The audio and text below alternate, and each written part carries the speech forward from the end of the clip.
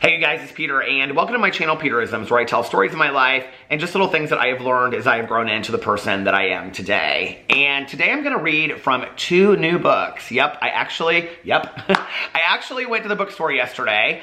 I did not find tons and tons of meditation books, and while I was standing there I was like, why don't you just get on Amazon or Hazelden or one of those websites where they actually publish the meditation books or they sell the meditation books and then you can just pick whatever you want, right? So I think I'm going to do that later today or sometime this weekend. I'm going to get on the websites and look and see what there is. I actually found quite a few meditation books that I already owned. They had a couple copies of the Melody Beatty book there that I read on here. One of them that I read on here, I think it was Journey to the Heart is the one that they had. And then they had like an Alateen meditation book, and then they had just a 24-hour a day, which is from Alcoholics Anonymous, and then they had a Narcotics Anonymous one, and then they had, I can't remember what the other one was. But anyway, so the 2 that I bought were, and the first one is not necessarily a meditation book, it's more of like essays, but I have this book, I'm sure I have more copies in the basement somewhere, but I used to love this book back in the day, and I actually haven't read it all the way through, so I thought I would start at the beginning here on this channel and just once in a while read one from here and just kind of go through it, and then by the end of the year I can say I've read this book. So, or you know, however long it takes. I think I looked in here last night and there's like 60 or 80 essays. I looked to see, hold on a second. There's actually 100, exactly 100 essays. And that is Don't Sweat the Small Stuff, and it's all small stuff. Simple Ways to Keep the Little Things from Taking Over Your Life by Richard Carlson, PhD. It's not new, it came out in 1997, I just looked. So each of these I'll be just picking, you know, these to read in here. The first one today is Don't Sweat the Small Stuff, so I'm gonna be reading that one, and they're a couple pages long each, they're short, and then I'll just read them and I'll talk about them. So if you'd like to purchase this book, get it, and you can get this anywhere, it's been around forever. This was one of my mom's favorite books. She also loved, and I was talking about this on my vlog last night, because I actually thought that I bought Everything I Needed to Know I Learned in Kindergarten, which was one of my mom's favorite books. But I'm sure I have it in the basement too. And the other one is Life's Little Instruction Book, which I think I have at my office. And my mom would always quote to me, she would say, never forget, it was on such and such page, a simple thank you is all that is necessary. So I'll have to bring those home, or bring that home and read from that as well. Okay. So got that one, and it just says here, now I have to tell you, I got a new prescription, so it's hard for me to, like, I can see things clearer, like, every day, but I can't read with my contacts in now, so I have to put my readers on. Don't Sweat the Small Stuff, and It's All Small Stuff is a book that shows you how to keep from letting the little things in life drive you crazy. In thoughtful and insightful language, author Richard Carlson reveals ways to calm down in the midst of your incredibly hurried, stress-filled life. You can learn to put things in perspective by making the small daily changes he suggests, including advice such as think of your problems as potential teachers. Remember that when you die, your inbox won't be empty. And do one thing at a time. You should also try to live in the present moment, let others have the glory at times, and lower your tolerance to stress. You can write down your most stubborn positions and see if you can soften them. Learn to trust your intuitions and live each day as if it might be your last. With gentle, supportive suggestions, Dr. Carlson reveals ways to make your actions more peaceful and caring, with the added benefit of making your life more calm and stress-free. So we're going to read little ones of those each and every day. The next one that I got is actually from the Hazelden Meditation series, and it is Days of Healing, Days of Joy, Daily Meditations for Adult Children. I'm assuming these are for adult children of alcoholics, which I identify as. But I was flipping through here, and a lot of the meditations are just about everyday stuff. So I feel like it's applicable. So I'm going to just try one of these in here today, and then we'll see if it is applicable. If it's not, then, you know, I'll just kind of add it to the list of other books that I read on here. So I'm going to sip of my coffee, and we will get going. Let me put my readers on to read. I'm going to read a meditation from this book first. We will go to, what is today, January 17th? January 17th. Now that I'm not acting crazy, I can accept feeling crazy once in a while. Sandy B.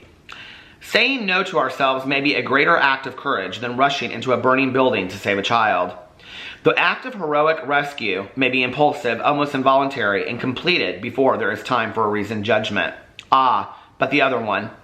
To consciously challenge our own will is never a spontaneous thing. We may feel crazy the first day we deny ourselves the familiar comfort of nicotine or other substances. The first or fifth or 25th time we practice detachment may make us feel like we're coming apart. First efforts at taking responsibility for our own behavior can make us feel as peculiar and disjointed as if we decided to go through the rest of our lives walking on our hands instead of our feet. But to be crazy is to keep on asking for what we don't want. If for a while sane action has to be accompanied by crazy feelings, then so be it. To accept that paradox and forge ahead anyway is to join the ranks of heroes who don't get medals. No medal can adequately symbolize those fierce and private battles. Today I ask my higher power for a sure sense of mission. What a great meditation. And I was talking to my vlog the other night, I may have mentioned it on here too, that a friend of mine told me this prayer that our sponsor taught her. And the prayer is, help me to see things from a new perspective, or help me to see things from a new point of view. And I just love that prayer or just affirmation so much, right? Because I think sometimes in life we only see things from one point of view, and we refuse to see it from another point of view when there actually may be a lot of truth from another point of view other than our own. I don't always, like in the moment, I'm not real great at that. I mean, I'm pretty resistant to it. Give me 20 minutes, give me an hour, let me walk away, let me drive around for a little bit and listen to some music, and I'm like, okay, I can see this other person's point of view, I can see somebody else's point of view. You know, I have to say about a year and a half ago, 5 years ago, when I stopped, you know, choosing to engage in chaos, toxicity, all that kind of stuff, it was hard at first, you know, like I found myself like wanting to self-sabotage. I found myself like wanting to engage in all of that because it was comfortable to me. I was used to it. I had done it for so long, right? But I think that over time, so like the first time, the fifth time, the 10th time or whatever, I found myself like wanting to get pulled back into that. I think that sometimes we have to feel great measures of pain before we are willing to make any kind of change whatsoever. I know in my life that has been the case. So I think that, you know, for me, it was like having to continue to put one foot in front of the other and not be a perfect example of peace and serenity. Peace and serenity was something that came as a result of many attempts at trying not to engage in that. And like I say all the time, you know, I still get pulled over into that lane.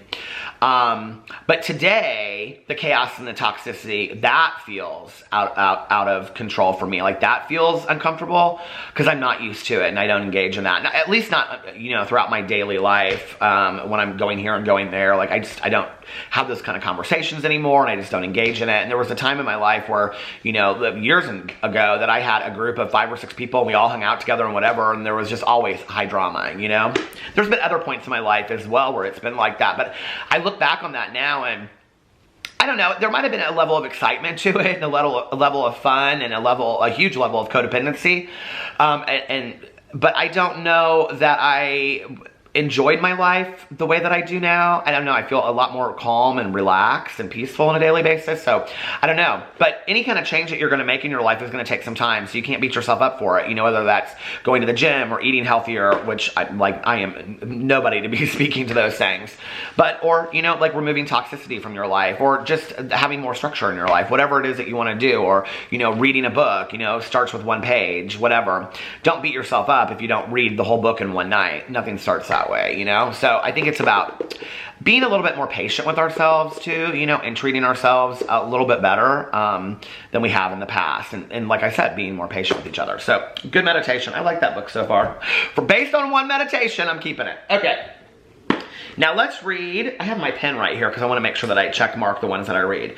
Don't sweat the small stuff, and it's all small stuff. Now I am sure I have read the first one many times because I've started this book many times in the past. Okay, I'm not going to read the introduction to you guys. We're going to read Don't Sweat the Small Stuff. It is a page and a half, so it's rather short. Okay. Take another sip of my coffee. I just hurt my lip. By the way, I got these on Amazon, and they're called luxury reading glasses. They come in a set of 3 for $9.99. Okay. Don't sweat the small stuff. Often we allow ourselves to get all worked up about things that, upon closer examination, aren't really that big a deal. We focus on little problems and concerns and blow them way out of proportion. A stranger, for example, might cut in front of us in traffic. Rather than let it go and go on with our day, we convince ourselves that we are justified in our anger. Justifiable anger will get you every time, won't it? We play out an imaginary confrontation in our mind. Many of us might even tell someone else about the incident later on rather than simply letting it go. Simply let it go. Why not instead simply allow the driver to have his accident somewhere else? Try to have compassion for the person and remember how painful it is to be in such an enormous hurry. This way, again, trying to see things from a different perspective. This way, we can maintain our own sense of well-being and avoid taking other people's problems personally. There are many similar small stuff examples that occur every day in our lives. Whether we had to wait in line, listen to unfair criticism, or do the lion's share of the work, it pays enormous dividends if we learn not to worry about the little things. So many people spend so much of their life energy sweating the small stuff that they completely lose touch with the magic and beauty of life. When you commit to working toward this goal, you will find that you will have far more energy to be kinder and gentler. I like that meditation. I think it kind of makes me a little sad, in all honesty, because I've spent so much time in my life focused on sweating the small stuff. I really, really have, you know. I'm going to read that last part again. So many people spend so much of their life energy sweating the small stuff that they completely lose touch with the magic and beauty of life. When you commit to working toward this goal, you will find that you will have far more energy to be kinder and gentler. I think that, you know, there are these little books that I like, and they're by the cartoonist Linda Berry. Let me check mark this page. They're by the cartoonist Linda Berry, and and it's about these two sisters called Monn and Marlis, and they just kind of have a sad life, you know, but it's real. They're funny too, and Monn is always looking at everything pessimistically, whereas Marlis is looking at everything really positively. I love those names, by the way, Monn and Marlis. It's M-A-Y-B-O-N-N-E and M-A-R-L-Y-S. I love those names. But anyway, and Marlis is always looking at everything, you know, in a really positive way. And she's always saying things like, oh, the magic of life, the magic of life. She's always talking about the magic of life. Well, there is an element of magic to life every single day, you know, if we choose to see it, if we choose to look for it, right? I think not sweating the small stuff, which, you know, it's interesting because I think that what small stuff is to one person is different than what small stuff is to somebody else. I think, you know, that once we put that to the side, we can start seeing more of the magic of life. It was interesting. So, you know, there were several years that I didn't go to meetings and I wasn't involved in a 12-step program. I wasn't using, but I wasn't going to meetings, and it was really, to be honest, the sickest I've ever been in my life. I just was not in a healthy state of mind. I just was so negative. I had no spiritual foundation. I just looked at the whole world negatively. So I came back into meetings. I've shared that story on here, but I can share it again if people are interested. But I came back into meetings like right away, and I was super active in a 12-step program. And I remember that I came back in January, and I started like having this kind of like insatiable fear of having to do my taxes that year, which I've done my taxes every year since, you know, I was working age. So it wasn't like there was anything for me to be afraid of, right? But for some reason that year, I was like really letting my taxes get to me. It was like I was borrowing trouble with having to do my taxes. And I can remember I even brought it up in meetings a lot. I would be like, I'm really scared of my, you know, and people would be like, just do your taxes then. And I'd be like, oh, I'm gonna wait till April, you know, or till the end of March, you know. And I just continue to put it off and put it off and put it off and be like afraid in my head. I was standing in the shower one day getting ready. Please don't visualize. And I was standing in the shower one day. I was getting ready to go to this meeting. And I was like freaking out about it. In my head, I was like, okay, I got to get this and I got to get this and I got to make sure I have this and these forms and all this kind of stuff, right? And I thought to myself, you know what? You might die today and never even have to worry about doing your taxes. You know, like your taxes are going to come. They're going to go. Everything's going to be fine. If it's not, you'll figure it out. You know, it's just like there are things that I can, and although taxes aren't necessarily small stuff, in the grand scheme of things in my life now, having lost my mother, my aunt, my uncle, my best friend, my dog, you know, like having lost so much in my life, yeah, it pretty much is small stuff compared to all of that. You know, there's a lot of things that mean a lot more than that, and I don't want to become consumed with fear of things that just don't matter. I just have to do those things.